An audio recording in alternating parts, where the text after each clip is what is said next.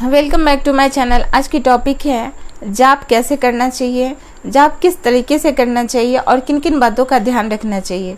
ये जानने के लिए हमारे वीडियो के अंत तक बने रहें। अगर हमारी वीडियो पसंद आएगी तो प्लीज़ लाइक ज़रूर कीजिएगा, कमेंट करके मुझे बताइएगा। आप हमारे चैनल पर न्यू हैं तो प्लीज़ इसे सब्सक्राइब जरूर कीजिएगा। चलिए अब समझते हैं कि हमें जाप क्यों करना चाहते हैं, क्यों करना चाहिए। अगर आप स्पिरिचुअल फील्ड में जाना चाहते हैं या आप साधना के मार्ग पे जाना चाहते हैं या आप खुद से अपने आप को कनेक्ट करना चाहते हैं तो आपको जाप करना पड़ेगा, कंपलसरी है। कंपलसरी इन द सेंस इसलिए है कि आप एक ही बार खुद से नहीं जुड़ सकते हो। खुद से जुड़ने के लिए किसी न किसी चीज़ का सहारा लेना पड़ता है। यानी कि मान के चलिए आप सांस पे आप कहते हो कि आप सभी कहते हो कि ध्यान लगता नहीं है, ध्यान लगाने के लिए क्या करें। तो ध्यान तब आपका लगेगा कि जब आपको कहीं ना कहीं से स्टार्ट करना पड़ेगा। यानी कि एकदम से आप पीजी की पढ़ाई नहीं कर सकते हैं, तो उसके लिए आपको स्टार्टिंग कहीं ना कहीं से करना पड़ेगा। तो स्टार्टिंग जाप से आप लोग कीजिए, बहुत ही अच्छा रहेगा।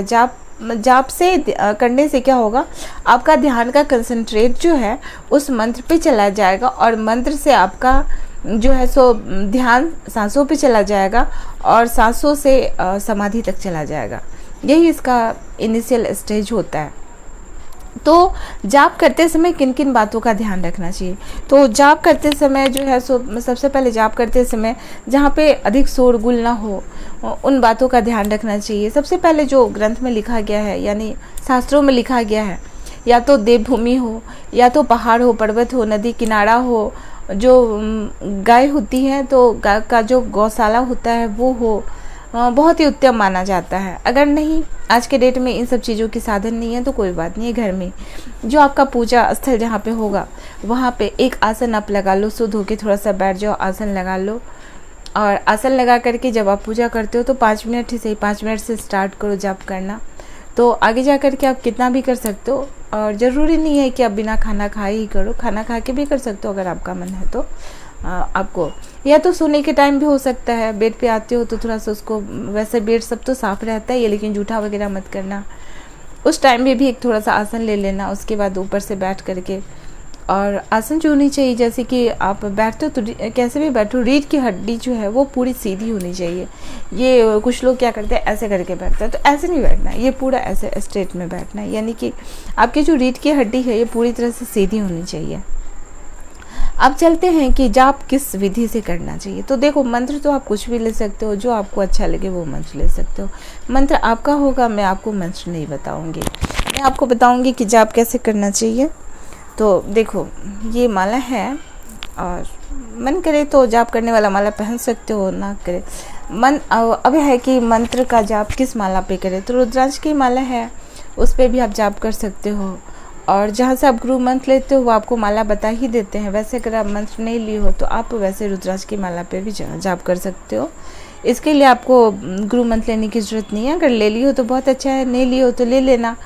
अगर फ़िलहाल आप ले भी नहीं सकते हो तो आप जाप स्टार्ट कर सकते हो, किसी भी चीज़ का, ओम नमः शिवाय का जाप कर सकते हो, किसी भी चीज़ का कर सकते हो।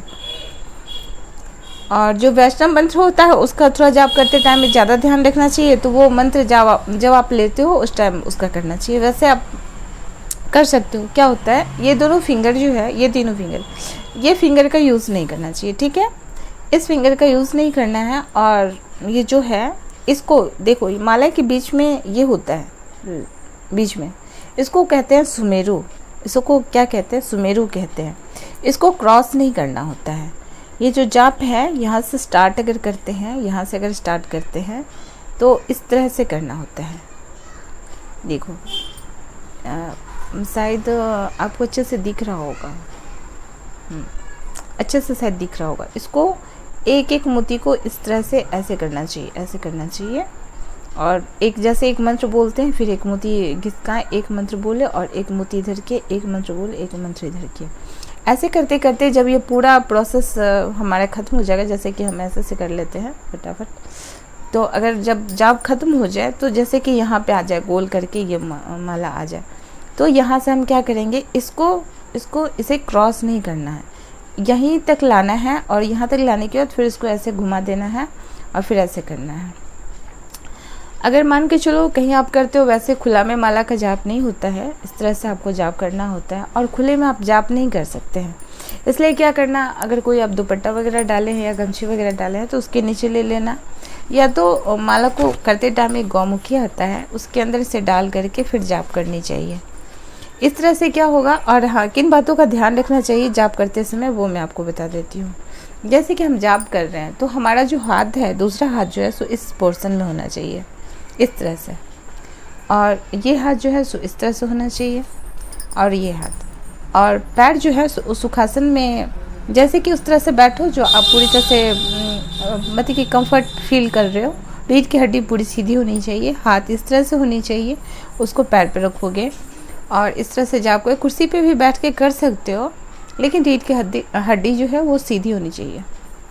इस तरह से जब आप जाप कर रहे होते हो तो ध्यान रखना, जब आप जाप कर रहे होते हो तो जो आप जाप कर रहे होते हो उसको मतलब इतना बोलना है कि आप बस सुन सको, दूसरा ना सुने, और उसको बोलना है तो कान से सुनना भी है, उसी चीज़ को कान से सुनना भी है। और जब हम बोल रहे हैं तो हमारे हृदय से जो आवाज़ निकलेगी मतलब कि अंदर से ही तो आएगी ना, जैसे हम राम बोलते हैं तो उस आवाज़ को मुंह पे देखना भी है, कानों से सुनना भी है, कोशिश करना कान से सुनने का भी। तो आपका पूरा कंसंट्रेट जो होगा वो ध्यान पे रहेगा, यानी जाप पे रहेगा। नहीं तो कुछ लोग क्या करते हैं, ऐसे से कर रहे हैं, ऐसे से आँख खुले हुए हैं, ऐसे से देख रहे हैं, वो ऐसे रख देना, वो ये कर लेना, तो ये जाप का मतलब नहीं हुआ है। तब अगर आप कितना भी जाप करोगे तो इस जाप का कोई मतलब नहीं होता है, आप खुद को कनेक्ट नहीं कर पाओगे। अगर आप खुद को कनेक्ट करना चाहते हो तो जिस तरह से हम बताए हैं उस तरह से आपको जाप करना पड़ेगा। जाप करना है आंखें बंद किए, जैसे कि ओंठ हिल रहा है,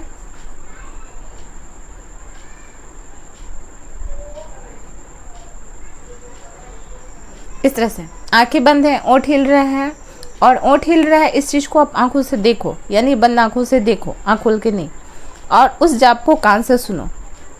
इस तरह से आपका जाप पूरा हो जाएगा।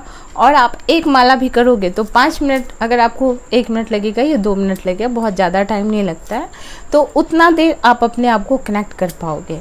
और इस तरह करते करते वो आपका जो टाइमिंग होता है वो काफ़ी शुद्ध हो जाएगा। यानी शाम का टाइम कर सकते हो, सुबह के टाइम कर सकते हो, किसी भी टाइम भी कर सकते हो, लेकिन एक टाइम उसको बना लो जिस टाइम आप फ्री हो, जिस टाइम आपको कोई काम नहीं हो उस टाइम आप कर सकते हो। और एक टाइम बना लो जाप करने के लिए, जप करने के लिए, और बहुत ही अच्छा लगेगा जप करके, आपको बहुत शांति महसूस होगी, बहुत अच्छा लगेगा।